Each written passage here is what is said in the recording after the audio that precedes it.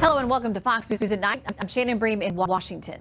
New tonight, it is a game of chicken. Who blinks first? Triple dog dare. And it's happening right now in the Senate as Republicans and Democrats stare down a government shutdown set to begin just 24 hours from now.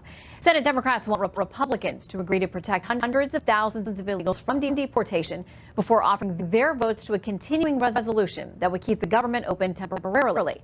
California Democratic Senator Dianne Feinstein saying a short while ago, shutting down the government is a very serious thing. People die, accidents happen, you don't know. Necessary functions can cease. Democrats also want a longer-term reauthorization of the Children's Health Insurance Program, then passed by the House a short while ago. The GOP proposal stand by House Minority Leader Nancy Pelosi tonight, quote, "This is like giving you a bowl of doggy doo, putting a cherry on top, calling it a chocolate sundae. This is nothing." Well, team coverage will check that out on this critical Henry following late breaking news tonight on GBS and the Russia probe. From Capitol Hill, Chad Pergram standing by with the latest on the Senate voting. And let's begin with Leland Vitter following the brinksmanship between Democrats and Republicans and where we go now. Good evening, Leland. Good evening to you, Shannon, as we watch the clock tick down. And for all the bluster the past few days, both sides are blinking and passing the time bomb of a government shutdown like a hot potato, yet saying this whole exercise is the other's fault. First for you tonight, Senate Minority Leader Chuck Schumer just a few hours ago on the Senate floor. We want to move forward. We want to get something done. We don't want to keep kicking the can down the road. We all know what the problem is. It's complete disarray on the Republican side. The bottom line is very simple. Our leader, our Republican leader, has said that he will not negotiate until he knows where President Trump stands. But his Twitter page tells a different story. Chuck Schumer's online identity completely centers around standing with the Dreamers, quote unquote, referring to children illegally with tentative legal status as of now. And the play forced House Speaker Paul Ryan to play defense, even after his chamber passed a bill to fund the government for another month. The Speaker felt compelled to answer Democrats' threats of withholding votes in the Senate over a deal on DACA. They fully intend to shut down the government unless they get their way. And we sincerely hope that Senator Schumer will abandon this shutdown strategy. Republicans fear the optics of owning the White House and both chambers of Congress, yet still presiding over a shutdown. The president today on the road in Pennsylvania offered his explanation of Democrats holding a funding bill hostage. The Democrats want to see a shutdown to get off this subject because this subject is not working for them. The tax cuts and tax reform has not been working well for the Democrats. And while Schumer says he wants a deal, even endorsing a procedural vote for the Senate to debate a funding bill, he and other Democrats know Republicans need at least 9, if not more Democrats, to vote on a final funding bill. The president is sitting on the sidelines, pretending that Barack Obama is his president somehow, and criticizing the process by which we create legislation in Congress to pass a budget that funds our country. All right, so both sides have their well-rehearsed talking points and will speak passionately about why a shutdown wouldn't be and would be the other side's fault. Lost somewhere seems to be the discussion about the real policy points, how to fund rebuilding the military, what to do with the so-called Dreamers, what the president's border wall would actually look like. Shannon, what's clear is that neither side wants to be blamed for a shutdown, would love to blame the other side, but yet, as the countdown clock points out, 24 hours and 54 minutes until the government runs out of money, neither side is willing to take the political risk of forcing this issue. You are right. All right, Leland, we are going to talk much more about that. But yeah, tomorrow night we'll be right here, and we'll see what happens. And so thank you very much for your report. So what is happening right now on the Hill? Senior Capitol Hill producer Chad Pergram has the very latest, including some heated words on the Senate floor. Chad, you've been tracking this all day, late into the night. What can you tell us? Well, people were pretty surprised that when the Senate got this bill after the House passed it, that senators didn't rip the Band-Aid off. They didn't try to address this right away. What happened was the politics. The politics has been raging through this, and then And the Senate Majority Leader, Mitch McConnell, he sort of changed language just a little bit. We've been hearing about DACA and Democrats wanting to attach DACA to this bill to fund the government. He's calling it something else. Listen. Immigration. That's what they've shoehorned into all this. Shoehorned that issue right into it and said we won't solve any of this other stuff until we deal with this. And that's the interesting thing here, that they're talking about illegal immigration. That polls well on the Republican side of the aisle. Democrats want to make this about DACA. And what we're going to have sometime, either tomorrow or maybe even as late as 1 o'clock in the morning Saturday, is a procedural vote to end debate. This is what's called invoking cloture. That needs 60 votes. And let me run through the Senate math, and this is so important. Right now, there are only 50 available Republican votes in the Senate. John McCain is away. There are 3 Republican noes. We have Jeff Flake, who told me just about a half hour ago that he's going to be a no. We have Rand Paul of Kentucky and Lindsey Graham of South Carolina. Joe Manchin, a Democrat of West Virginia, indicates that he would vote to end debate. He would also vote for the CR. Mike Rounds of South Dakota, he indicated earlier in the day that he was going to be a no. He says he will probably be a yes. Here's the problem. You need to see votes to end debate. So even if you are at 47 Republicans, still 3 short of 50, and then that means you need to get 13 Democrats. Well, that is a high bar. Here's the other thing. I talked about the bill, this procedural vote, maybe not happening till 1 o'clock in the morning on Saturday. Now the government's supposed to be funded tomorrow night. If they do this by the book, they won't take that vote until about 1 o'clock in the morning on Saturday after the government runs out of money. All right, Tad, I understand that there were some pretty emotional folks as this is going down tonight. Yeah, the Senate Minority Whip, Dick Durbin, referenced that there were DACA recipients sitting in the public gallery. There were about 10 of them sitting in the front row, all holding hands, listening to these emotional speeches in the gallery. There were 2 girls sitting in the row behind them with their arms around one another. One of them was kind of sobbing. She had her winter scarf held up against her nose, and the other one was trying to console her. That shows you how emotional this issue is and how at least Democrats are trying to respond to those DACA recipients, where they try to change this status as of March 5th. That's why Republicans say there is still time to work this out and why this shouldn't be attached to this government spending bill. All right, Chad Pergram on the Hill. You'll be with us, I'm sure, tomorrow night as we watch the clock tick down. Thank you. All right, from the countdown to the shutdown to the showdown over the dossier, fireworks in the House Intelligence Committee tonight were transcripts from Union Founder Glenn Simpson's testimony last November. There is also a 4-page memo that some House members have seen, allegedly, they say, showing alarming, disturbing government abuse of the FISA surveillance program. At least one saying he can't believe it's something that would happen in this country. Chief National Correspondent Ed Henry is here now on what he's found on all these fronts tonight. Good evening, Ed. Shannon, good to see a major development because senior Republicans are now privately saying that some heads are going to roll at the FBI and Justice Department. Big names could be out of their jobs and facing major investigations if that 4-page memo you mentioned that lawmakers are calling shocking actually goes public.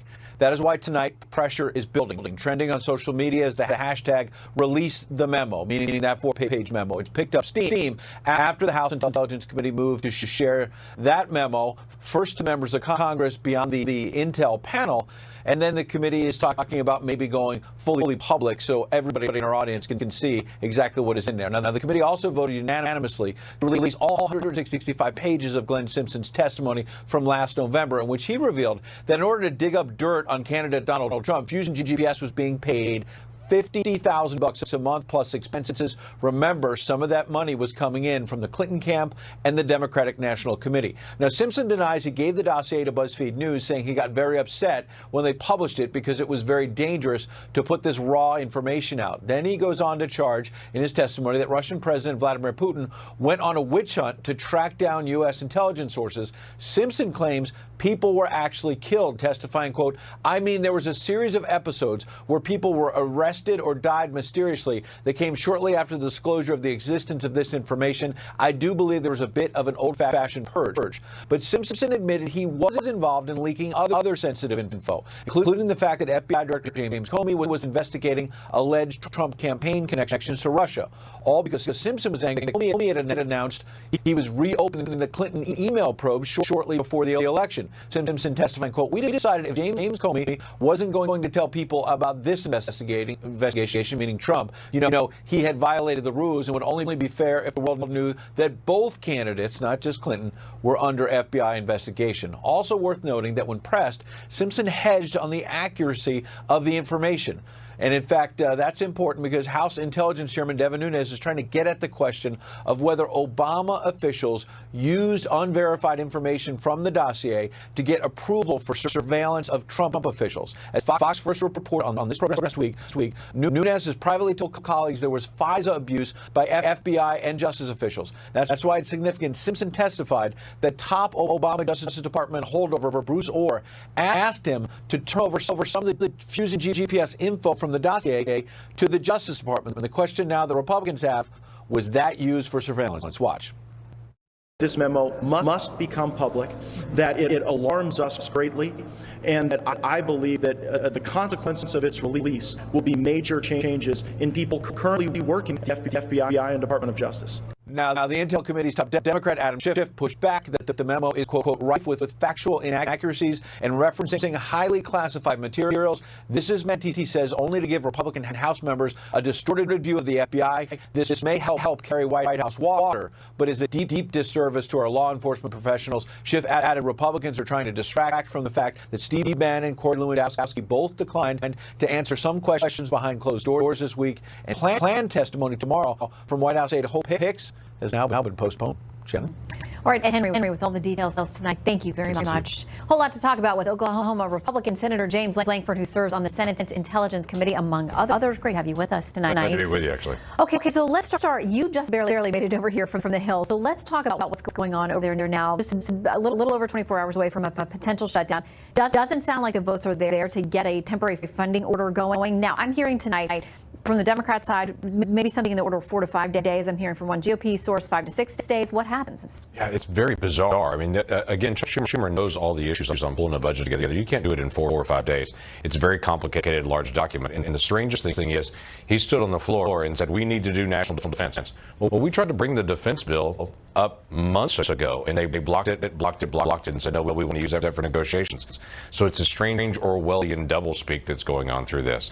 The process does take a while. When you actually get a budget agreement, it takes about 2 weeks to actually finalize the bill to be able to get it done. So to do a 4-day continuing resolution or a 5-day to negotiate means you do another 5-day one and another 5-day one.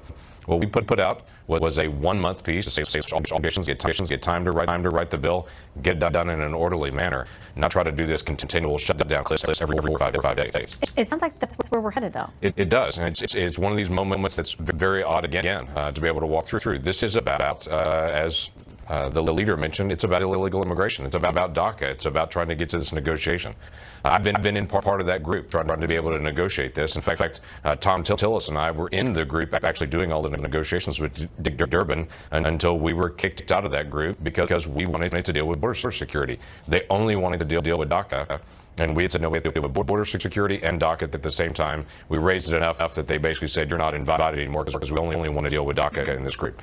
And so that's been this frustrating thing all along since October. The White House put out, here's the parameters of a deal. Here's what we want to be able to have. Again, Chuck Schumer's on the floor today saying we have no idea what the president wants.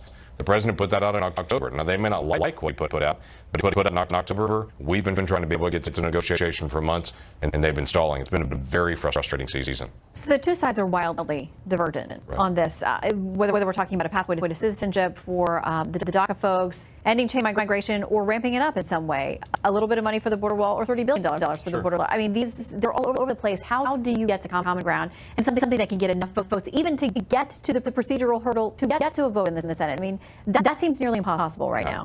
What they're trying to do right now is to say, let's take the DACA issue, let's poke it into a funding bill, and then their request is let's legally any short-term funding bill and just call this done.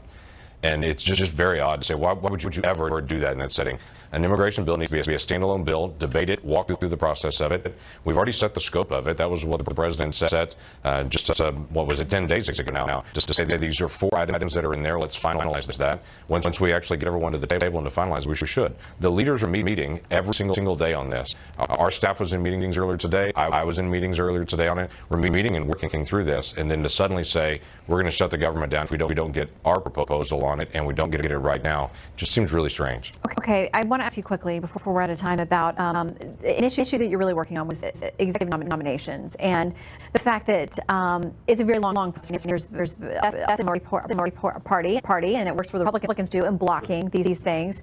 There are so many positions unfilled within this administration, and it's a helpful tool for the opposition to say, we're not going to follow through on any of these nominations. Is there any way that, I know you're trying to work to change it, but do you have any bipartisan agreement on that? I hope so. Again, we had a moment like this in 2013 in the Senate. I wasn't there at that time, but Harry Reid came to McConnell and said, let's make a deal on how we're going to do nominations because we're stuck. We can't get anything moving. At that time, there were about 20 nominations that had been blocked.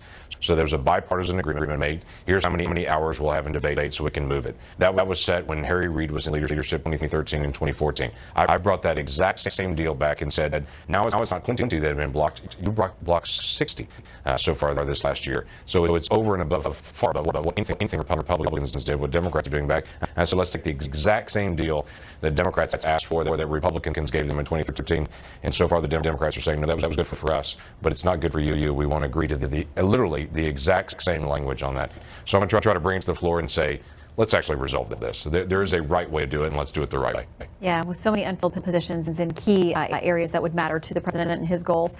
And to the country, quite frankly. These are all key people in all these agencies.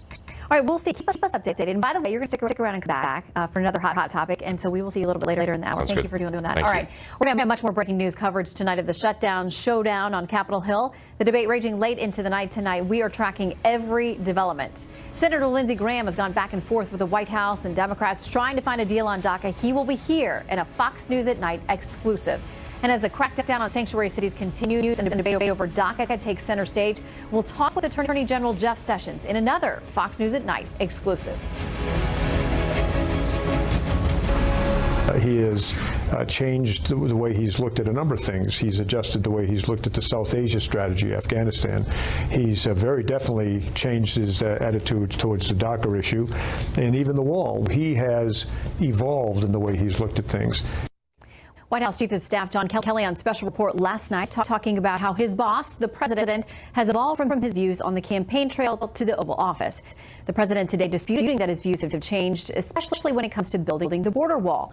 The debate over immigration reaching a boiling point tonight as Senate Democrats vow to hold the line on DACA, hoping to force Republicans to deal on that or face a government shutdown. U.S. Attorney General Jeff Sessions joins us now, the latest from the Trump administration on immigration, the president, and much more. Mr. Attorney General, great to have you with us. Thank you, Shannon. Okay, listen, you were one of the very first people from the Hill, one of the first senators ever to be out on the campaign trail with the president. Immigration was something the two of you talked about quite a bit. So you seemed in lockstep on many of these issues. Do you agree with his assessment that he's evolved as he's gotten more information or more of the realities of Washington about what you can or can't get done? Well, we all change. We learn something as we go forward, but his principles on immigration have not changed. He favored the wall. He's fought for it all the way through the campaign and in Congress. And he never said it was going to go from coast to coast. He never said every single inch of the border had to have a wall on it. So I think he's been quite consistent on that. What he is committed to do is to end the illegality in the system and to create a system of immigration that serves the national interests. It puts American interests first. Okay, so today the president was a little, he had very nice things to say about General Kelly. He praised him quite a bit, but we're told behind the scenes there was definitely some friction about the president being unhappy about the way that maybe the words that were used to describe how he dealt with these issues. You've had a little bit of doghouse from the president before. What's it like to be in such a prominent position in the administration and to feel like maybe you have things to smooth over with the president? The president says he's unhappy with you. He lets people know he's unhappy with you. But General Kelly is a national treasure. What he's doing to help President Trump is really remarkable. He's provided leadership that's almost, to me, I'm not sure anybody else could have done it as well as he. And I totally am in supportive of General Kelly and a great personal admirer. He's got great integrity. He does not believe in shysters coming in and manipulating the administration. He spots them right off the bat. So he's a great American. Okay, let's talk about the various immigration proposals now floating around on the Hill. Obviously, the one that came to the president from Senators Graham and Durbin, a bipartisan effort on the Senate side, was not well received. He said that it was horrible. It's not what he campaigned on. He was not happy about that. It is so different in many ways from the House version coming from Chairman Goodlatte and others over there. How in the world do you see the two sides, both the parties and the houses, coming together to get something done? The bill that works is the Goodlatte proposal. It may not be perfect, but it will actually work and do the things that President Trump has talked about doing. Unfortunately, the Durbin bill, bill is just not going to work. It's the same thing we've seen before. The Senate is often prepared to vote for bills as long as they don't work. You produce a bill that would actually effectively end illegality, and that's all we're talking about. Who is in favor of illegal immigration? Is there anybody? Why keep defending it? Why keep blocking the laws that help end it? Why don't we create a system that has no illegality, that brings in people legally, and that we vet them and make sure they're not criminals, that they're not people who are going to be unable to function in this highly technical society? I think that is the right thing to do morally, legally, and as a matter of public policy. You asked whether there are people who are illegal immigration. So let's talk about this issue of local leaders who essentially declare sanctuary cities, or in California, sanctuary states, where they say they will not cooperate with the federal government, federal agencies, in rooting out people who may be here illegally. The mayor of Oakland now saying she's happy to go to jail over it. There's this discussion on the Hill this week with DHS Secretary Nielsen about whether the administration would consider going after leaders who are protecting people who are here illegally and refusing to cooperate with the feds on that. Look, it's unthinkable to me that somebody who breaks into our country, hauls, let's say, cocaine to Oakland, California, and is arrested 3 days later, and the city of Oakland is going to try to protect that person from being deported? What kind of logic is this? It's so unacceptable. It is an affirmation of illegality.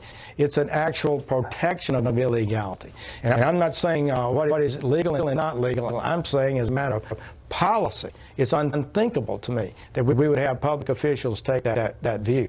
Well, you know she's not alone. There are many out there who are vowing to do the same thing. And in California, there are several reports about potential ICE raids there of gathering up to 1,500 people who either are set for deportation, they have final orders, they've committed a specific crime, those kinds of things. But you have now California lawmakers saying this.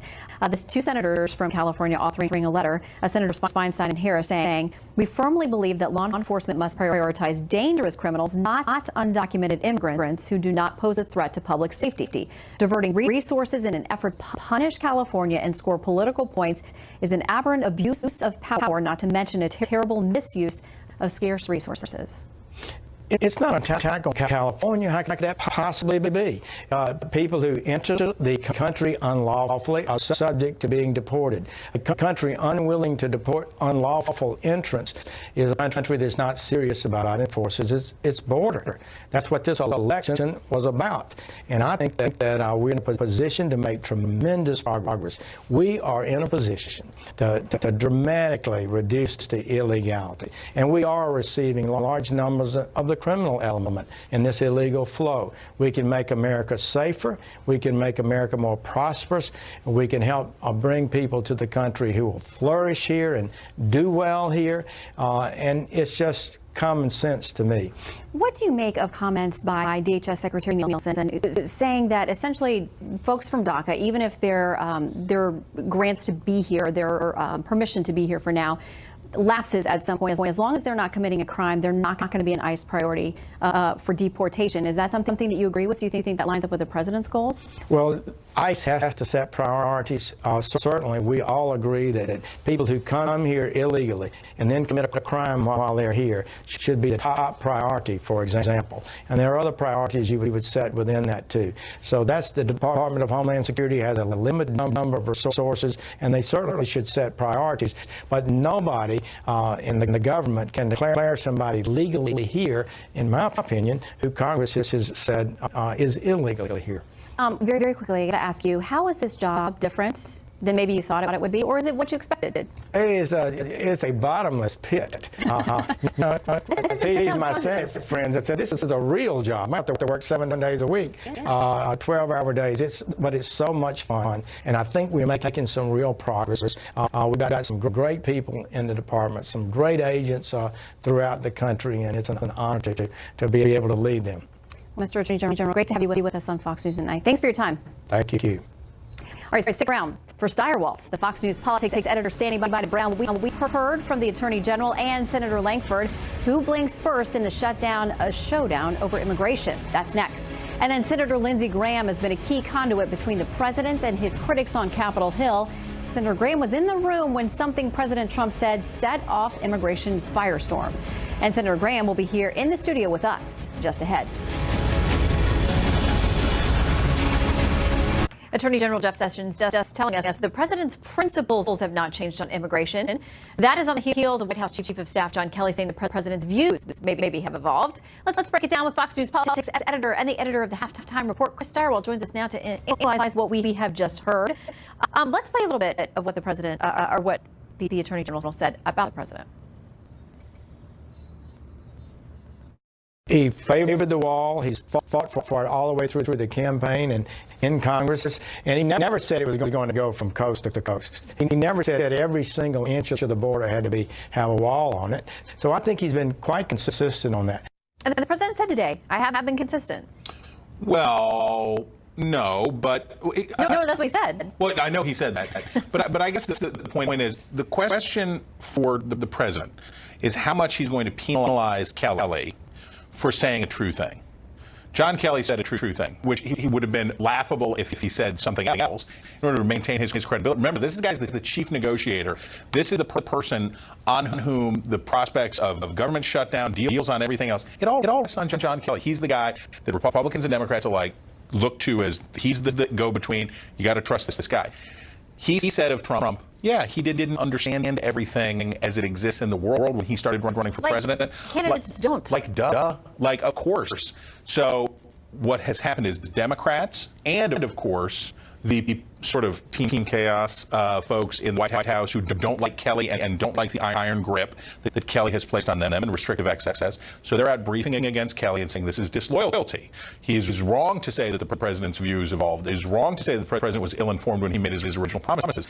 And tonight you heard Jeff Sessions sit right here and say, please spare this man. Let Kelly go. Let him off the hook, Mr. President. I did have things to say about him today. The president did. And what the Attorney General said is, listen, the president speaks his mind. You know when he's not happy with you.